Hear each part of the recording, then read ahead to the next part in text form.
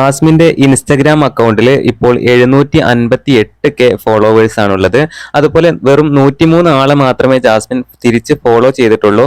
ആകെ 47 പോസ്റ്റാണ് ജാസ്മിൻ ഇതുവരെ തന്റെ ആരാധകരുമായിട്ട് പങ്കുവച്ചിരിക്കുന്നത്. എന്തായാലും ബിഗ് ബോസിൽ നിന്നും ഇറങ്ങിയതിന് ശേഷമാണ് ജാസ്മിൻ ഇത്രയും ഫോളോവേഴ്സ് കൂടുതലായിട്ട് കൂടിയിട്ടുള്ളത്.